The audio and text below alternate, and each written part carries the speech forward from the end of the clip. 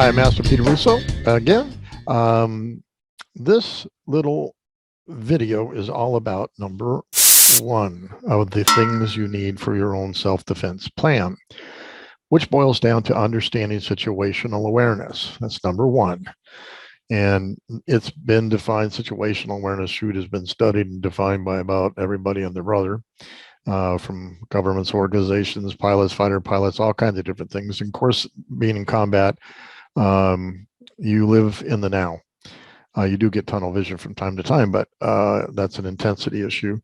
But situational awareness is what you've got to learn to do. It's not something you're born with completely, although there is some evidence to that. You need to live in the now, as the Buddhists would say. So situational awareness, let me digress so briefly here. When I go out for walks, many times I go out as an engineer and I have a problem or whatever I'm thinking about, and or an entrepreneur building a business, whatever. And I'll talk to myself out there walking around the desert, and then answering myself and coming back with the answer. Well, the problem with that is my situational awareness wasn't 100%. I would scan, which I've learned to do very early on in my life, to scan. I know most people are around me. I'm constantly scanning behind them and looking around them, and they think I'm being rude, but it's just me. I scan.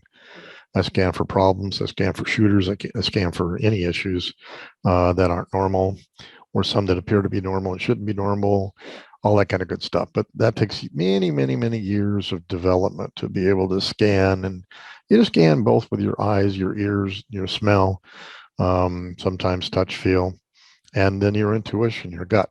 What does your key tell you? There's key energy here. And so you integrate all of that. And in some cases, you can actually remote view. I call it local viewing, but you can literally project yourself in a local area to feel things. And this all comes back from the 1st Earth Battalion days, but our training. And so situational awareness is really important.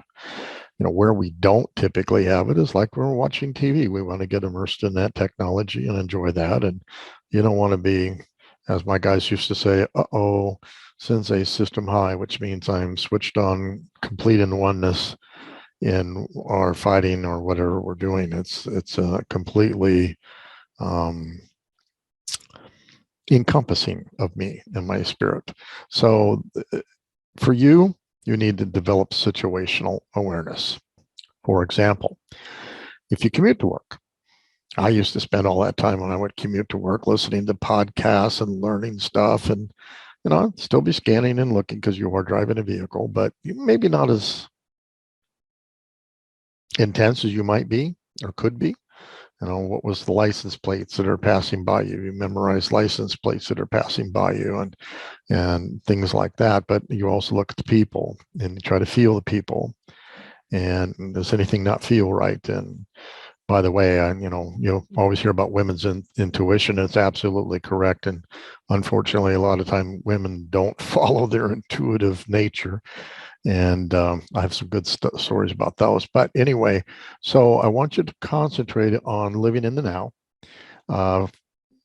Do it 3, 4, 5 times a day. Hold it as long as you can, and just try to increase that living in the now.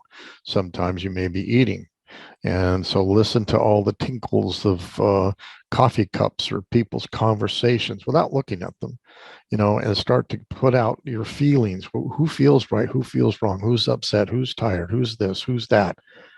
And that starts to help develop your awareness, your situational awareness to threats in your local environment. And that will serve you well when it comes time to defend yourself. If you get out of that car, you're living in the now. You're looking at safe zones, unsafe zones. If you had to fight, get off that curb. All these things on people coming at you. What do you feel? What are you seeing? Moving directly out of their 3-foot rule. Get out of their 3-foot space. Or sometimes you go into their 3-foot space on purpose to upset them.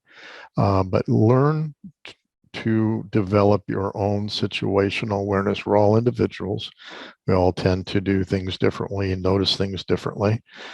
Take all those factors into account because there's no one singular answer, but you must be aware of your surroundings as you might need to defend yourself. And you can know when to turn that on and when to turn that off, like you're watching TV.